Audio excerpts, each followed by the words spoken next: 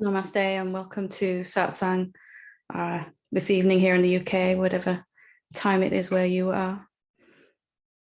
So good to be here, to be in this space where we can share our challenges, our victories, our doubts, our fears, our worries, and everything to do with awakening. Satsang is a place where we gather really to be in the company of truth, to be around those that are interested in realizing the truth and living a very different life. And we need this time to be together. We need this community. We need to support each other. We need to help each other best we can, because this is, it's been said before, it is the most rewarding thing, the highest achievement we can ever have as a human being, but it's also, it can be the most challenging and sometimes the most lonely. And I remember plenty of ups and downs along the way. So you're in the right place, and I'm very glad you're here. So I just want to throw it open right now. I don't have anything particular that feels strongly, that I feel strongly moved to talk about. So if you have something, I do have some questions here I can read that were sent in, but if you have something you want to discuss, feel free to put your hand up. We'll see how many hands go up. So Laurel, whenever you're ready. Hi, Helen. Hi, everybody. I'm not sure if it was from studying A Course in Miracles or not, where I came up with this idea, but that like when the concept of our awakening is in a sense already set when this will happen.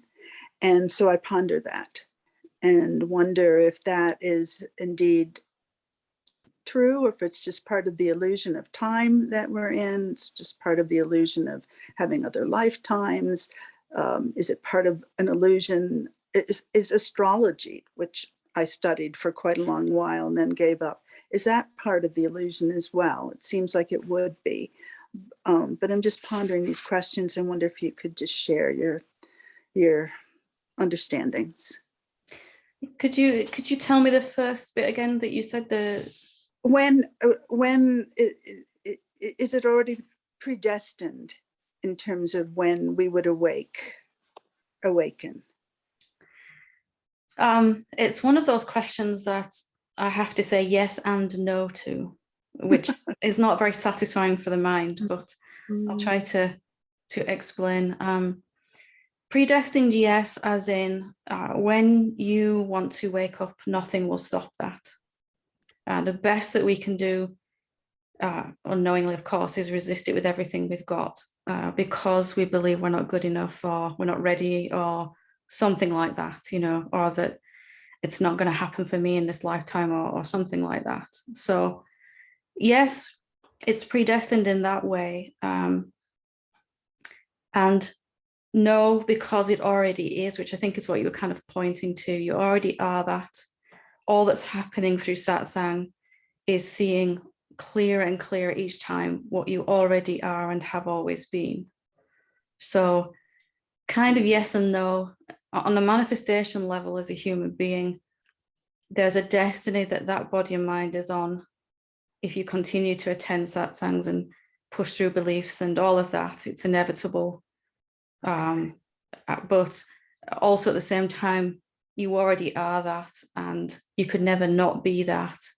Whether you're even aware of it is the only thing that's changing, isn't it, in that way? Mm-hmm. It's one of those yes and no questions that doesn't really make yes and no answers, rather, it doesn't make much sense to the mind, but from the self it does, you know, as the self. Does that help with that?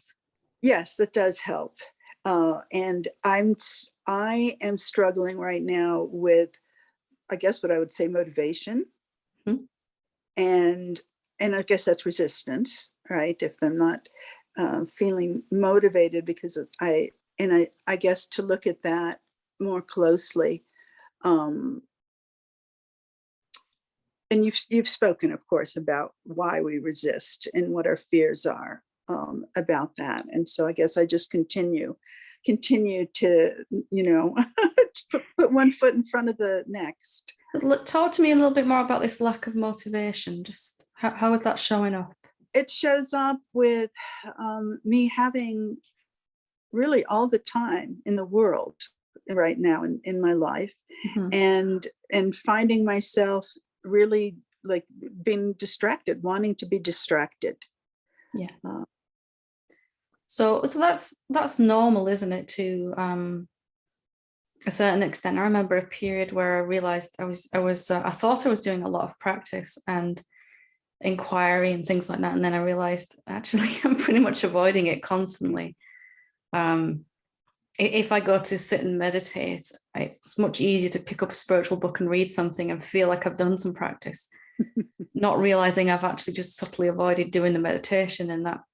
But then just to be aware of that and not to fight so much against it. But the reason I was asking how it was showing up, because there were times for me still now where there wasn't so much intensity in practice going on. Sometimes there was more just assimilating what I've already seen and sort of sorting that out in and as my relationships in my life. And sometimes it would be very intense sort of introspection, inquiry, meditation, and then it would seemingly go quiet. And I thought that I wasn't doing enough and all of that. I must have been resisting. But when I really looked at it, it was like a period of living as what I'd seen in the introspection, in the inquiry. There was a certain amount of sorting out those issues in my outer everyday life that needed to happen. So you might find that's one of the things that's happening for you right now. So you see clearer what you are, and then how does that affect my relationship with this being, or how does that affect my career, or it has to work itself through like that. There might be kind of a feeling of, right now I don't feel like doing a lot of intense practice. I need to kind of look at what I've already seen and make sure and this might not be a conscious thing, but a feeling of just needing to apply, assimilate, digest a bit more. I went through like 5 years of very intense study and practice. And then all of a sudden, internally, I heard this big stop. Yeah. Like huge, like obey enough this. Already. Yeah, I can't take anymore. Yeah. I could, and I didn't even realize that was happening. Yeah. I mean, it really came as a surprise to me. And I really haven't kind of come out of that. And that really probably, I don't even remember when that happened. I don't know, less than a year ago. But I mean, it's been months and months since the stop happened. And then gradually I started to, like come to your classes and joining the graduate program. But I feel like I'm just taking like little tiptoe steps now. And the motivation for doing it might be different. All this, I was the same, just like taking it all in as much as I possibly could. And it was like spilling out my ears and everything, all this, book knowledge and different techniques and everything. And all that was going on some kind of level to try to get somewhere. And there was this kind of, I can't do that anymore. It's just too much. I just don't have the impetus to try to get anywhere anymore. I'm kind of just spent, exhausted, full up. I can't. The effort of it all. Yeah. And so there was this kind of no man's land period in the middle. And then gradually some practice started up again. And I was worried about it at the time, but I couldn't do anything about it. It's just I didn't have that motivation as a separate being anymore. And it's very common as awakening, as deepening, that the self kind of takes over in its natural rhythm. There'll be a period of looking in, might get obsessed with a certain quote or a book or something like that. And then it's this period of outwardly applying, as we were saying. But so you might find you do a lot less practice, but it's different. It's much more effective now.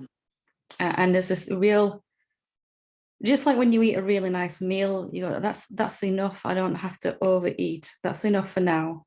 That was really good. And I just want to kind of sit with that for a while. It's different, isn't it? Different feeling. Mine Yes. says, oh my God, you're not doing enough. You're going to slide backwards. It's because you're not, you're not applying yourself and all that. Well, and that's the first question, and was like, and my doubts are like, am I going to really get there, this lifetime if I'm slacking off, right? But it really is that changeover of identity is I'm just here. And sometimes inquiry is happening, sometimes meditation is happening, sometimes this kind of conversation is happening. And less am I trying to do anything. And eventually you can't make anything happen. I just watched for a couple of months when no practice happened at all. And I was thinking, okay, what's gonna, I might never get back to it, but I couldn't do anything about it. It was like, well, if this is it, this is it, but it eventually something just relaxed and began to be curious about the truth again. But it was from a different place. It was let me fall more in love with that rather than desperately trying to get, to this mythical place called awakening. Did you have any trust? I mean, what about trust? Oh, no, I didn't trust at all. Okay. It was only later.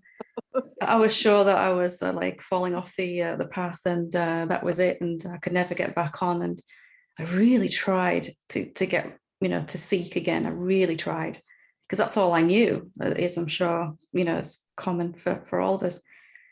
If you'd have asked me then, it's like, that's it, it's all over. I failed, epic failure. And really, there was this deep changeover of identity. Why I was doing any practice was really shifting. And it was an end of that old way. But if you'd have asked me then, it would have been disaster, terrible.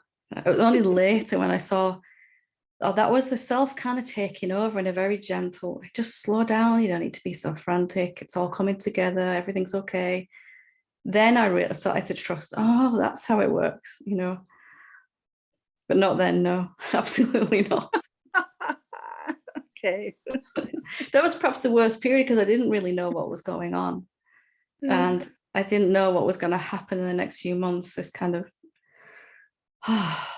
something like that. If I could put it into a gesture, it would be kind of just some kind of relaxation into the natural rhythm of life and less sort of frantic seeking going on.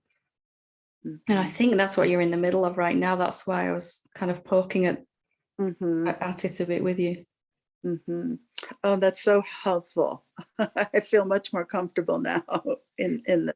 Really, I want to surrender. And then when it happens, we're like, oh my gosh, I'm not doing enough, Exactly. Something's wrong now. Yeah. Panic, yeah. Push the panic button, yeah. Oh, thank you so much, Helen. Lovely. Good to talk to you. Yes. Anish, when you're ready. Can you hear me, Helen? Yes, can. Yep. Wonderful. I have a question about the stage 2 practice in the DTE book. And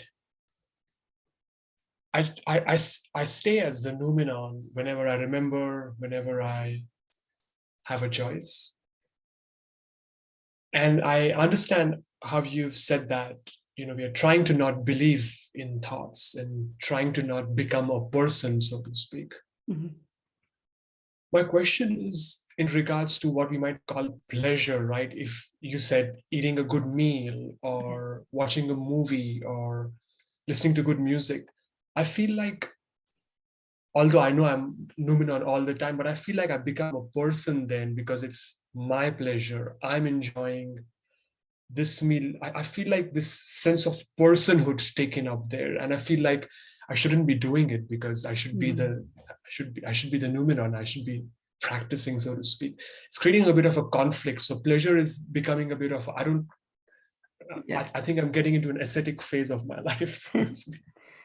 But could it just be that you're watching the body enjoy, or you're allowing this body to give you some sensory feedback? Because whether it's pleasure or something that's unpleasant, you're still getting that stimuli, aren't you? You're still getting that feedback. So if you were to eat something unpleasant and it had a really horrible taste, it doesn't necessarily have to make you feel like a person. It's just, okay, that's unpleasant. And then the other side of that is this food, this thing is pleasant. So for me, the same kind of activities would go on, but there was times where I'd be more in touch with the body.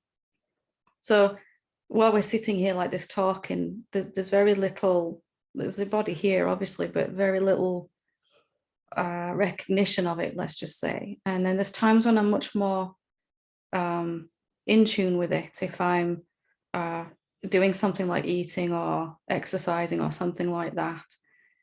So there's more focus on the body, but that's different to identifying as a body, isn't it?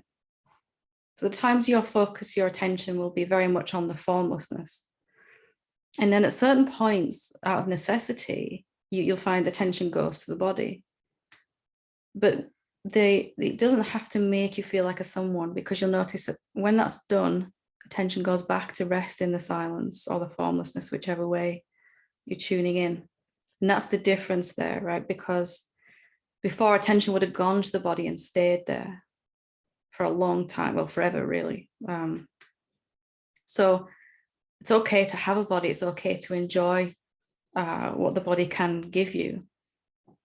But it's just mind is trying to make some kind of issue out of enjoying. Now that you can actually just relax and enjoy yourself a little bit more, mind's looking for some reason to say, to make a problem out of it, but you can't really ever go back to identifying, can you? You can for moments, sometimes maybe a day or a couple of hours, where you really sort of believe some thoughts and have a miserable time of it. But you can't really go back to where you were before. You've come way too far. All of us have by this point. You've heard too much, seen too much, done too much inquiry to ever get stuck again completely. It's a very popular spiritual myth that enjoying the pleasures of the body is a distraction, or is something that's going to distract you. And maybe that's true at the very start of our journey, but once a certain seeing has taken place, there's an enjoyment of the body, there's a savoring of it, there's a gratitude for it and the experiences that it gives you, positive and negative. And that you might find, if you kind of really look deeper what's going on underneath this worry, that it's, you're identifying that maybe you're just relaxing more into the body and feeling more at home in it. For me, this whole awakening thing, I just felt so much more at home in my body and my life, and I could actually savor food. I could actually taste it for the first time without being lost in my head about I'm eating too much, or I shouldn't have eaten that, or all the thoughts that go with what's going on. You might just find that you're actually really just enjoying the body. Yeah, that's very helpful. I think in my case these days, I notice it the most when there is a choice. When I'm actually doing it, I feel like you said, I'm enjoying it more because there is less mind stuff going on. Yeah. But when there's a choice, right? Do I go watch a movie now, or should I just sit on a bench and meditate? I feel like there's a lot of resistance to going and watching the movie or doing something pleasurable and taking time off. But really, the body's going to do what it's going to do anyway, right? You might go meditate, you might go watch the telly, watch a movie, and you're just watching that anyway. It's only this idea. It's not really the body that's troubling you. It's this idea that you've got to choose which one, isn't it? If I do some meditation, then I'm a really good student and a good seeker, and I'm getting somewhere. And if I go watch a movie and, put my feet up on the sofa, the opposite. This commentary on this activity, whatever activity occurs. But you could watch that movie and be completely present and watching that movie, totally engrossed in it, no thoughts at all. Or you could sit on a bench and meditate and be completely lost in your thoughts the whole time. I wish I'd watched the movie. I should have watched the movie. I'm going to watch the movie after this. Which one is the most spiritual, you know?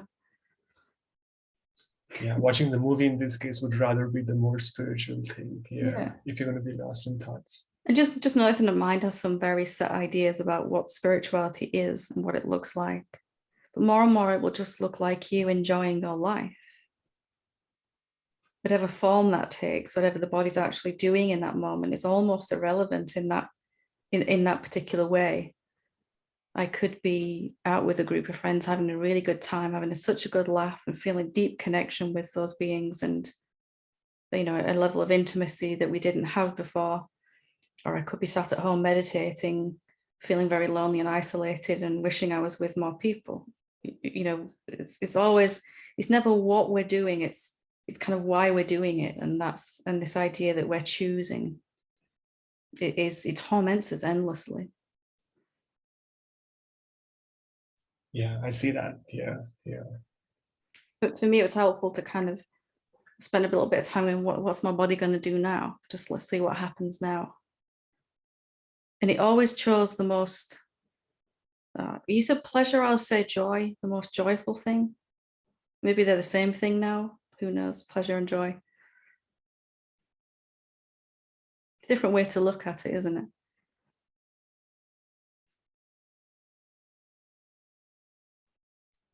It's very helpful, Helen. Thank you so much. Wonderful. Lovely. Thank you. Okay. Melissa? Hi, Helen. Hi. I just want to, first of all, say they're doing fire alarm testing in my building. So if it goes off, I'll just mute myself and you can move on. So I can relate to a little bit of what Laurel was talking about motivation, but it's less to do with spiritual practice. And it's kind of like I'm finding myself really deeply entrenched in the separate being who needs to do many things that I just can't bring myself to do. Like, I don't have a job and I need to find a house to live in, and I need to pack my things or doing a resume. And each time I go to do those things, it's like I can't bring myself to do. So I'm sitting doing nothing, feeling like I need to do something. So I'm just feeling like so limited and I can't force myself to do it. So I just feel, I just feel really terrified. Do any of those things need to happen right now? Like this very moment right now? Like today? Or this very moment today, whatever? No.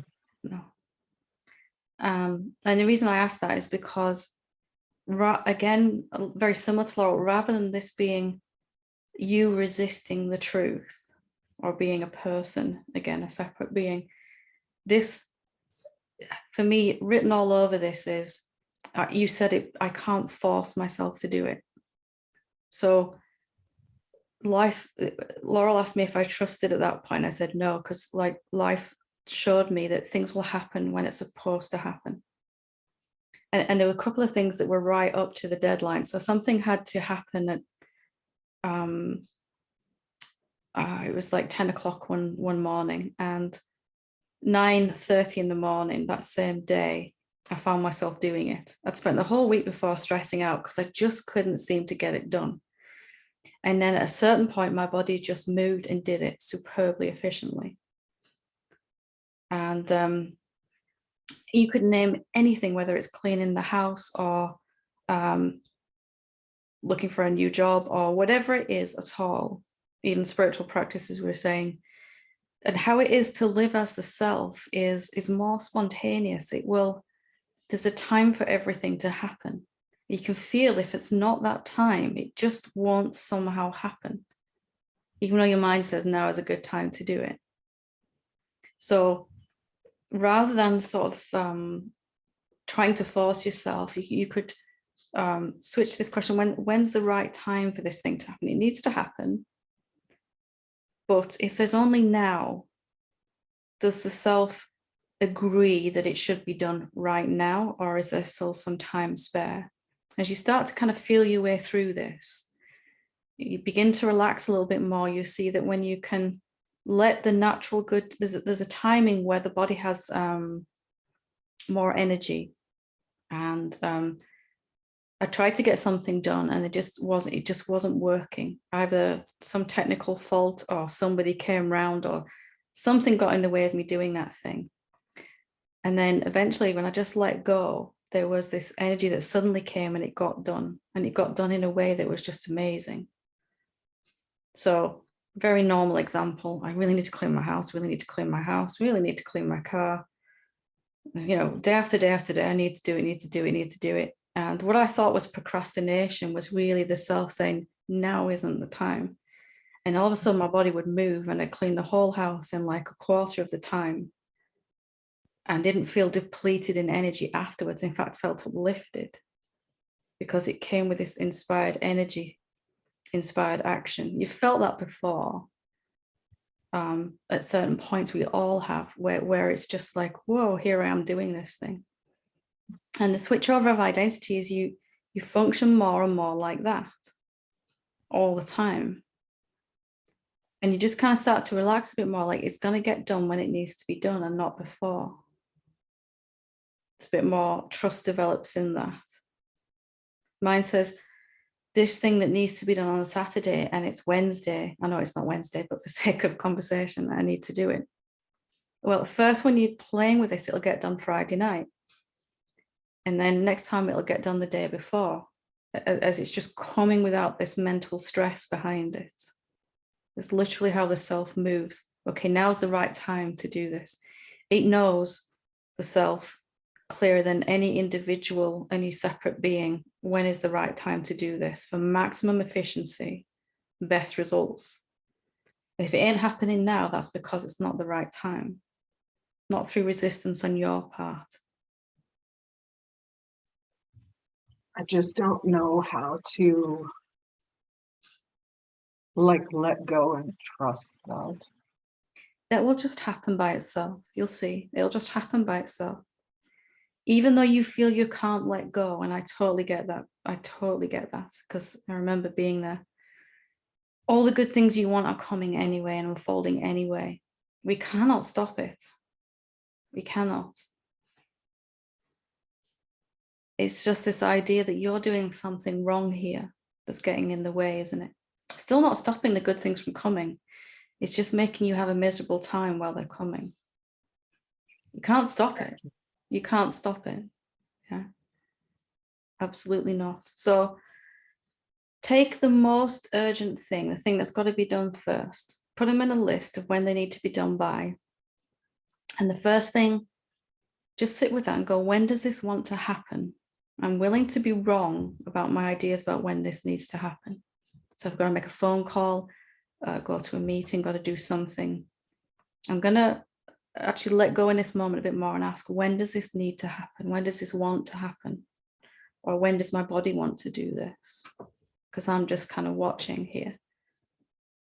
And I'm going to let go of this idea that just because my mind says it's the right time to do it. And even just stepping back a little bit, if I'm doing it from this very stressed out, low energy place, is it going to be effective anyway? You know, or as effective as it could be? There's something much better trying to come, but it can only come through this kind of relaxation. And there is nothing that can stop that happening. Your body will move when it's time to move to do that. If you want to test that out, just say, right, I'm never going to go to the bathroom again or eat anything ever again. Right? See how far you get with that. And I'm just going to sit here. I'm not going to move. I did this one time. And then I'm watching my body walk in the kitchen and get something to eat. Okay, right. This time I'm really not gonna, you know, and it did what it wanted to anyway, the body. And I realized it'd always been that way. And there was a letting go in that. Just play with it a little bit and see, you know, when does this want to happen? Do I necessarily have to know, you know? If it needs to be done by Saturday 10 a.m. and it's 10:05 and it's not been done, then we have a problem, but not before. The self doesn't have the same sense of time, doesn't it? You know, in the way that the mind does. Yeah. The mind goes, this is a problem, this is procrastination, we've lost our motivation, something's going wrong. Really what's happening is a natural rhythm and timing of the self, the body moving as the self, is asserting itself right now. Because something wants to come together to make all these things resolve themselves for you. And that can't be manufactured through the mind. It's got to just unfold. Like you can't rush a rose, can you? You can stand there and go, you need to blossom right now, but it's going to do it when it's ready, when the right time, you know. Yeah. Human beings are constantly standing in front of this flower screaming, you know, you need to blossom right now. Why aren't you doing it right now? Something's going wrong. Every single time I played with this and tested it, it got done well before the deadline. You never actually motivated yourself to do anything anyway. That's just a big fib we tell ourselves. Body got up and did it when it was ready to do it, every single time, and never before. Yeah, I've seen that happen. I've watched it happen. So I do know that is true. So This is no different. This is just a switch over in how you function happening. As we were saying, with the seeking, with Laurel, you can't make it happen. You said I can't force myself to do anything, and that's exactly right. Things are unfolding. It's a more organic way, isn't it? A more spontaneous way. And would there be a problem if mind wasn't saying there was, really? Not at all. No. And, you know, it does test you a little bit, you know, if you have to, something very important that's happening at the end of the week and the self isn't moving to get it done yet. The mind will go, oh my goodness, you know, it needs to. But there is a timing for everything in that way. And it's way better. The result of that kind of action is way better than anything that we could manufacture as a human being. I look forward to getting to that place that you're in where it's already happening. You just won't accept it. That's the only difference.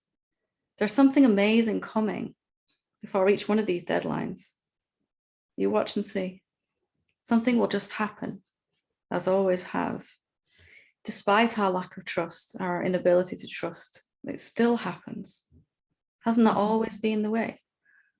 How many amazing things have you had happen that just showed up and you didn't know where, you didn't see them the second before they arrived, you had no clue how it was going to unfold. Our whole life has been that way, and yet we've had this kind of insistence that we're making it happen, you know.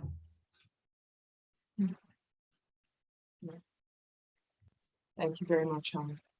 And I just want to thank you for sharing that, because I know it's not easy, and you are probably voicing what everyone else is feeling as well. So it is different living as the self. It does take a little adjustment. Yeah. Life on life schedule rather than ours, definitely. Yeah. Thanks. Thank you. And no fire alarms. No. Wonderful. Lovely. Good to talk to you. Helena?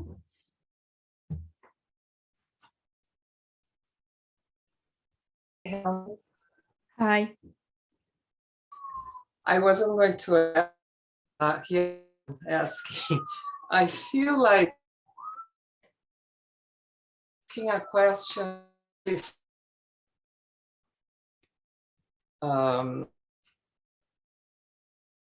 Having trouble hearing you. Your signal isn't very good. the internet. Let's try turning your camera off. Sometimes that helps. It doesn't take up as much bandwidth. Let's see if we can do it without the Okay. Might make a difference sometimes. Can you hear? Yep, I can hear you. Yep. Okay. I about motivation, since it seems to be it's not, I don't think it's working. I can hear you. Yep, I can hear you. Yeah, you can hear. It's Yep. like the image is frozen. So okay. So it's okay. We can hear you. I can hear you anyway. So yeah. Or not. No, it's gone. Okay. I think that we'd better leave it, Helena, because I just can't. It seems to have cut out completely. So hopefully we can get you back at some point. Okay, so let's go to Vicky instead. Hi, Vicky. Hi, Helen. Hi. This is Satsangs. In Sangha this week, I was talking about the experience that has arisen in my life at the moment of being. I've noticed that I'm surrounded by lots of neighbours who are aggressive and bullying, and it was suggested to me that that's because I am, or that I am somehow creating this. And I wanted to ask you about that. So whatever we're holding inside, it is reflected outside, but maybe not in the way that we think. So if because we are infinite and everywhere, there isn't really an inside and an outside, although there feels like it, you know. So let's say I'm surrounded, as you said, surrounded by people who are being unkind to me in some way. What I can look at as in my own inner environment is, where am I being unkind to myself? So if I'm being judgmental of myself, or sort of critical of myself, and I've experienced the same thing, I'm sure many people have, is what you're saying. If I'm not yet able to love myself as much as I want to, and how that will show up, manifest, is kind of being overly critical of myself, feeling unworthy, very, very much more judgmental of myself than anyone else, treating myself worse than I would treat anyone else at all, even if perhaps these people that are being unkind. It very much shows up as a reflection out there. Our relationships, our life is like a mirror image, a reflection of what's going on inside, because we're not really a separate being. Those other beings are an outer reflection of our inner way of being. So when I had to look at this myself, I had to really sort of look at how I was treating myself, how I responded. Events could happen, things went in my awakening, all that kind of stuff. And when I really looked at it, there was I was talking to myself, treating myself a way that I wouldn't have dreamt of treating anyone else. And it was really quite shocking, actually, when I looked at just how my inner dialogue was with myself. And most of us have, well, all of us, I think, some degree, that's all we've known, isn't it? It's almost like if I criticize myself enough, God won't have to do it for me, or the self, you know, I can somehow make up for being less than. I feel like I'm less than worthy. So using those outer experiences to show us what we must be sort of holding inside. And it's not like, okay, people are bullying me, so I must be a bully, but to them, it's not like that. It's where am I doing that to myself? And where could I be more loving, more accepting? Where can I, realize that I'm doing the best I can in everything I'm doing? I have always been.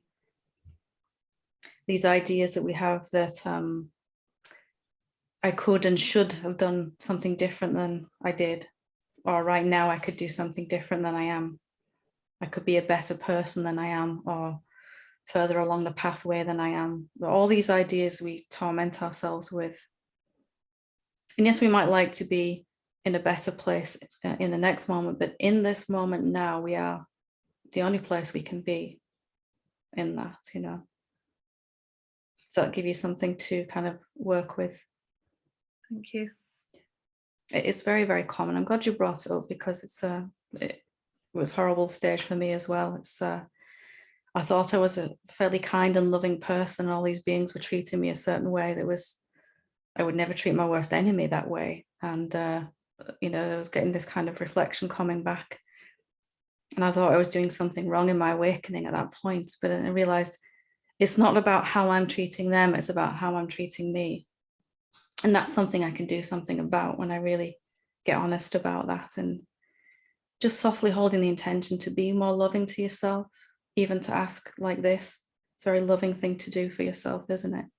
Mm-hmm. It's not easy to open up, and you know, you've done amazing to put your hand up. So Thank you. wonderful. Good to talk to you. Okay, so I will read a couple of questions that have been sent in. If you do have a question, we've probably got time for one more. If you want to put your hand up, let's see where we can get with these. Dearest Helen, I found you a few days ago, and I'm so happy and grateful for your words. I have been binge watching you and you've helped me so much already. I've been on this journey for about 5 years. My question has to do with physical manifestations. Very often while meditating, my body has movements which feel like jolts. It's almost like being awakened suddenly from sleep, although I haven't been sleeping. Sometimes these jolts run through my entire body. Also, for the last 4 years or so, I've had pressure in my head. Sometimes it's very intense and feels like my head is imploding. I would greatly appreciate any light you can shed on this for me. Thank you for sharing your experience and wisdom. God bless you. Love immensely. Thank you. So these jolts are very common at a certain point on our pathway. So this idea that we've been believing that we're a separate being is about as opposite to reality as we can get. If we're infinite, there's only one of us and we're everywhere, then if we believe that we're a separate being, separate to everything else, that has cost us a lot of energy to believe that thought. Every moment of every day, we're having to, it's like trying to hold a ball down under water. If you had a big beach ball, if you've ever tried to hold something down under the water like that, it takes a lot of force to keep it down, a lot of energy. And as we begin to let go of this idea that we're a separate being, even before we fully let go of it, it's kind of like taking your hands away and letting it shoot up. So energy is always flowing down through the body, and that's always going on up the back of the spine and then down through the chakra system, from the crown down to the root and out. And as you begin to let go of the ideas we have about ourselves, that we're not good enough and things like that, energy flow can quite suddenly increase very quickly. People have called this chi and prana and kundalini and all this other stuff, but really we could just call it energy.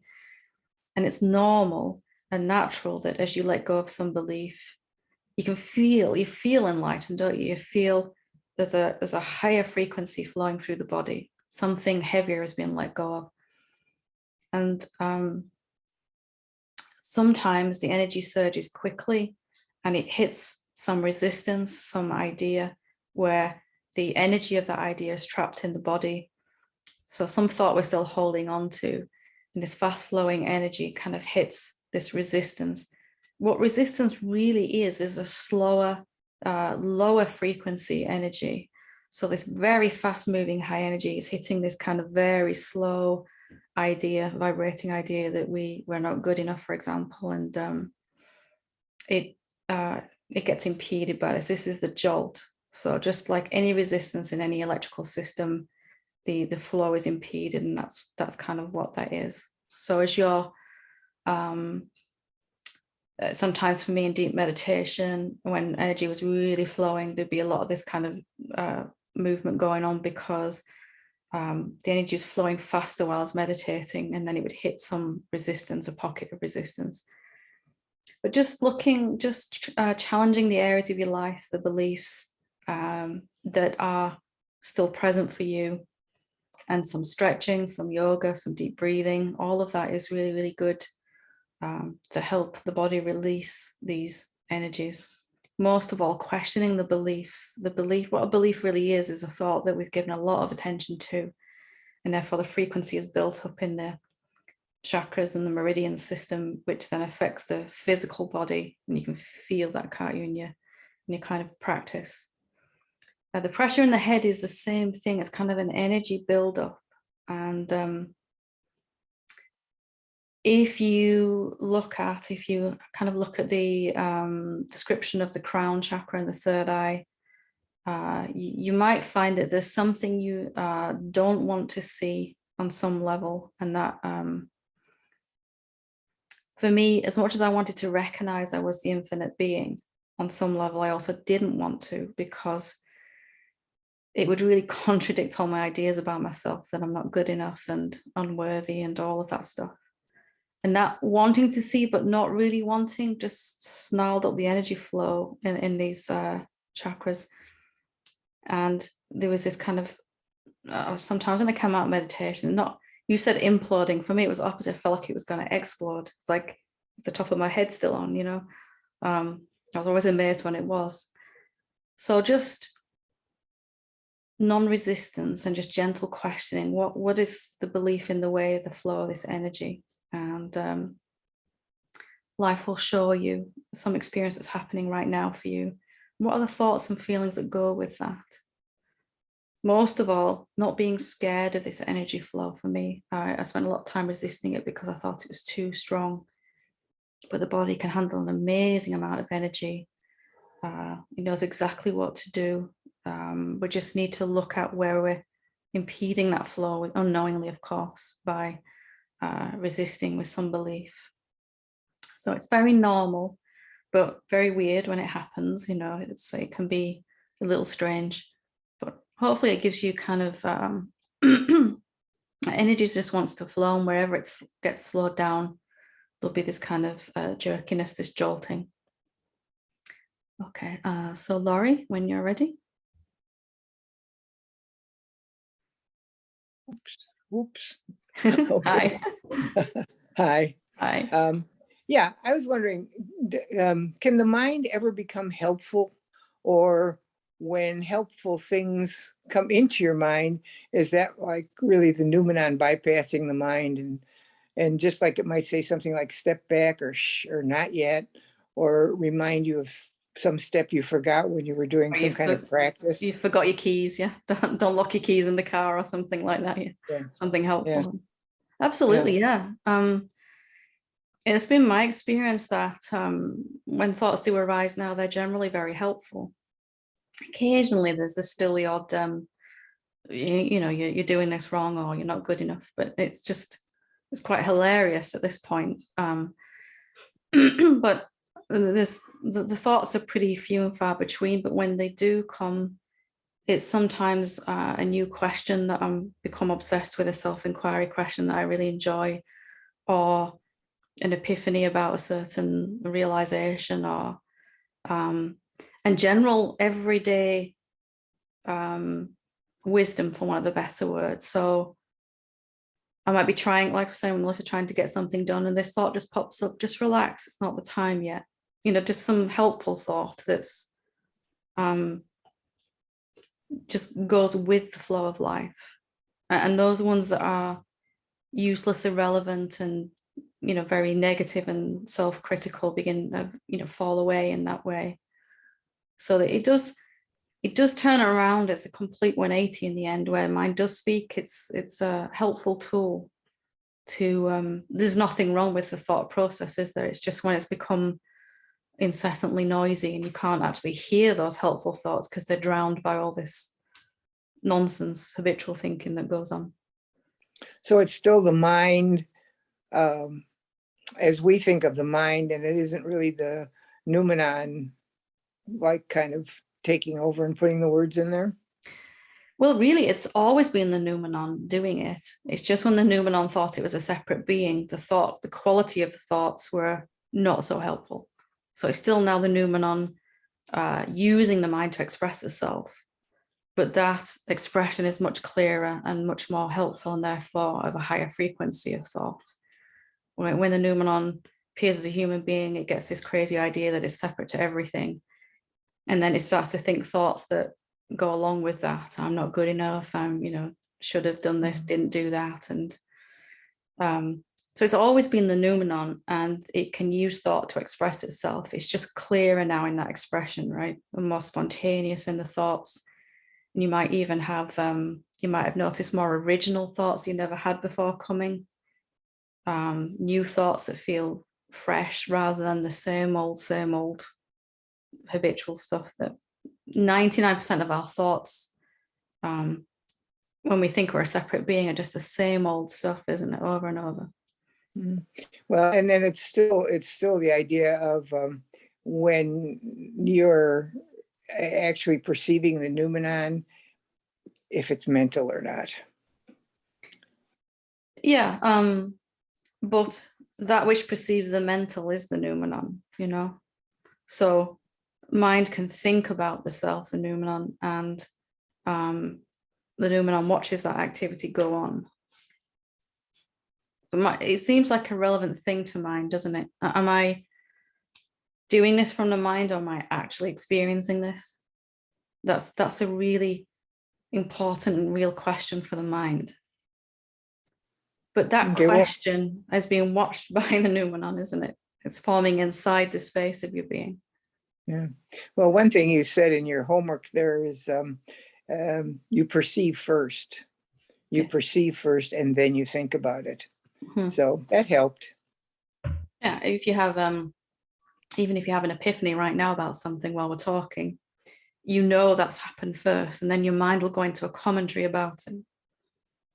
And then if we were to look and investigate what you really are right now, did some inquiry, and you notice the formlessness of your being, that's the seeing directly.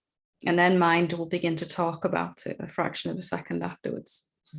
That I was trying to see this in relation to what you were saying. The body will just do it, and eventually it just will do it. I understand that, and I'm trying to see if there's any connection between that and the mind will just start spewing out the right thing. Yeah, So. You could say that the highest form of intellect is when it's coming from this open, free place of the self. The thoughts that come then are just sometimes quite genius or inspired or very different to the normal kind of humdrum thinking that most of us, myself included, had to deal with in that. It's if you look at all the great beings that have excelled in the arts and the music and everything, their creativity was coming straight from the open place of the noumenon. Genius, wasn't it, in whichever field. And that's not something special that happens to one being. That's kind of the natural state of a human being when they're not sort of weighed down by all these false beliefs. You can get a sense of that. I mean, you probably notice a difference in the quality of your thoughts as you progress deeper. Okay, thank you. Lovely. Okay, wonderful. So I'll answer one more question here on email, and then we'll leave it there for today. Seems to time shooting past. This one says, "Hi Helen, your teachings and satsangs are such a gift. Thank you. My question is about unwanted conditions in the physical body. I've rejected this body for most of my life, though I've also loved it, and I'm loving towards the self-criticism. This rejection still seems to be present. I've heard you say that causality doesn't exist, that it cannot, because there is only the one being, undivided. If I've understood correctly, this would mean that the serious health conditions manifested in this body are an expression of the one, and therefore not separate from me, that are pushing against the conditions. That pushing against the conditions, will only keep them here and manifest more.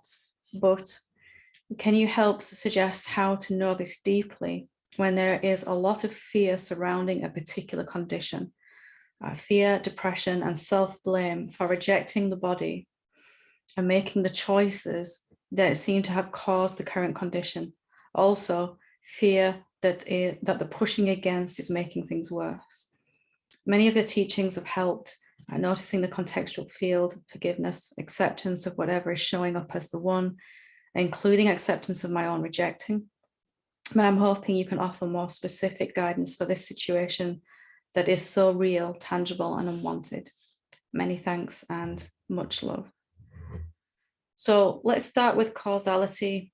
By causality, I mean cause and effect. This idea that there's a separate cause and a separate effect is not true, because it's all the one being. So what that means is the cause and the effect are the same thing showing up two different ways. So in terms of specific help with this condition in the body, you've put here a lot of fear surrounding a particular condition, fear, depression, and self-blame for rejecting the body and making the choices that have caused the current condition. Can you see the cause and effect in that? My way of thinking and being with my body, cause, has made this thing happen, this condition in the body, effect. So cause and effect are being seen as two separate things. So looking from the awakened perspective, we kind of got to flip that round a little bit and say, it's not fear, depression, and self-blame for rejecting the body and causing this condition. It's fear, blame, and depression reflecting as, showing up as this physical condition. So as you were saying before, there's always a life force flowing through the body. And these ideas that we hold on to, of course, we don't realize they're not true at first. They impede the flow of fast flowing life force energy through the body. And like attaching a hose pipe to a tap and turning that tap on full, and then standing on the hose pipe at some point, and all this water is backing up behind where you've got your foot, and there's very little water coming out. And that's what we call illness and disease. Really, when the life force flows unimpeded, that's what we call wellness and physical vitality and health. So rather than the way you've treated the body being the cause of this issue, it's really more this issue in the body is the reflection of, a mirror image of, the physical equivalent to the emotions, or you could say the same pattern showing up as thoughts, emotions, and physical manifestation. Each karmic pattern we have has these three elements to it: thoughts, emotions, and a physical component. The physical component might be some kind of diminishment of wellness in the body, some kind of financial illness, some kind of relationship challenge. Wherever it shows up, it's always a physical component too. So instead of saying these things have caused that thing to happen, that's what we mean by causality not existing, not in that way that we think. If the condition of the body is a reflection of, a mirror image of, the ideas I'm holding inside, then as I let go of these ideas, these heavy frequency ideas, these very low frequency ideas, I can begin to allow the life force to flow. And what that looks like is healing of the body, but really what's occurring is it's spontaneously returning to its natural state of well-being.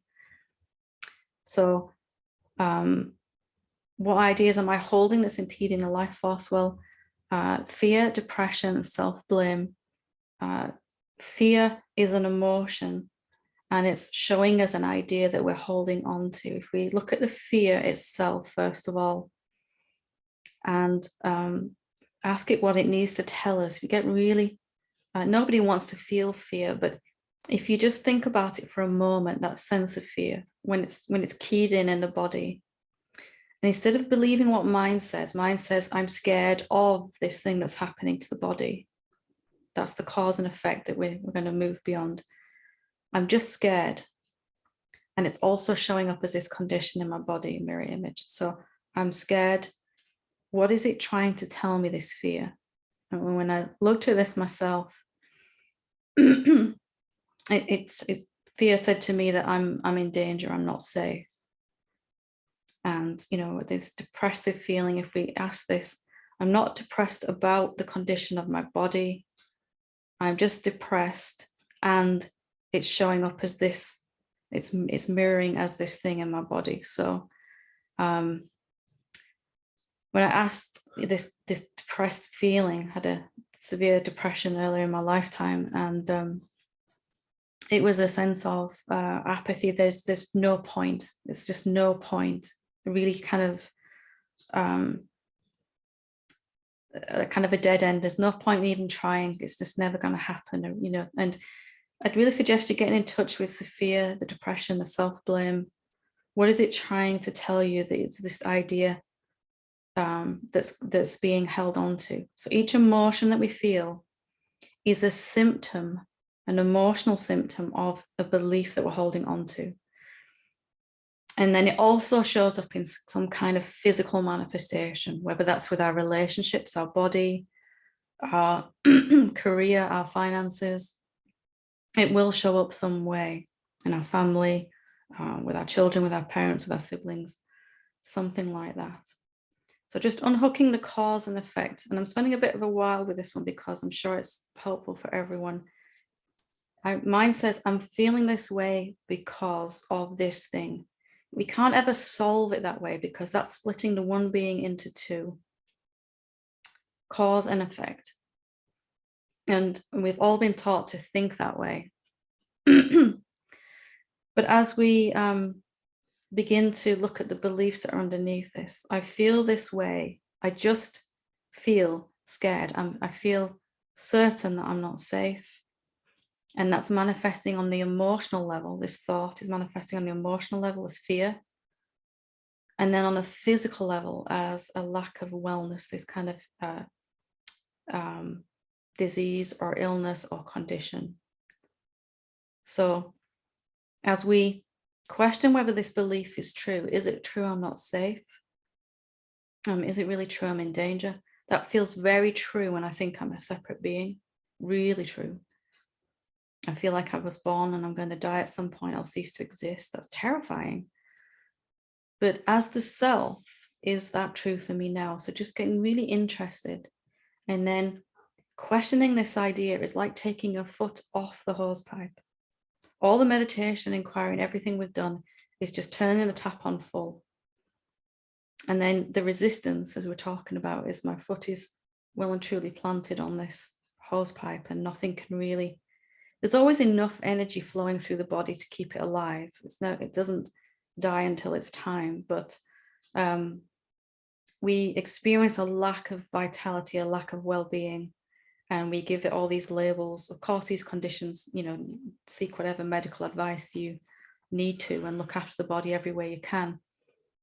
But healing from the top level down, so first on the thought level, and then on the emotional level, feeling the emotion, but questioning, what is it trying to tell me? So not resisting the emotion, we're feeling it, fear in this case, and then asking what it's trying to tell me. And as I question this belief, the fear will start to diminish and eventually go completely. And then if I'm standing in front of a mirror and I move this way, my reflection will move this way as well, instantaneously. So as I question this belief, I begin to feel immediately slightly better, immediately more life force flowing through the body, questioning this belief over and over again until it stops occurring and until the condition of the body is improving in that. So cause and effect, they don't exist as separate things, or you could say they are the same thing showing up two different ways. I would do that with those things that you've listed there, fear, depression, and this self-blame. Why is there self-blame going on? What's that about? If you ask the blaming what it's trying to tell you, it will probably say something like, because I'm not good enough, because I'm not worthy or adequate. Or for me, it was more of a sense that there's something flawed about me, there's something wrong with me. And this was showing up on the mental level as this thought, it was showing up as shame, guilt, all of that. And then it was showing up financially as a lack of financial health, complete disaster, very chronic condition. Our life is always flowing from the top down, mental, emotional, physical, into the manifestation, into our relationships. So You've done amazingly to not reject the rejecting, so to speak, but just taking a little deeper now and questioning the thoughts that are perpetuating and reflecting as this. We all believe these thoughts until we don't. They all show up for us different ways. Some beings, it's their physical body. Other beings, it's relationships. That's individual, as unique as we are, isn't it? How it shows up. So I hope that has given you some way forward with it.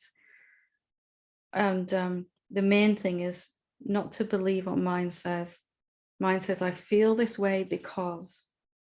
Instead, it's more like, I feel this way and it's showing up as this, and it's reflecting as this.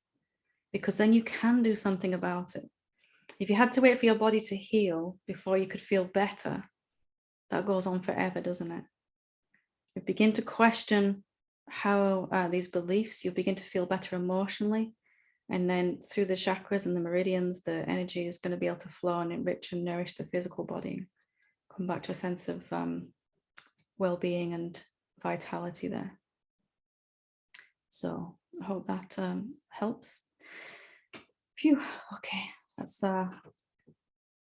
seems like a good place to leave it for today. And I just want to thank you all for your input and your questions, and very brave sharing. And I'm sure it's not easy to put your hand up, but with some amazing contributions. So thank you. Thank you. Namaste.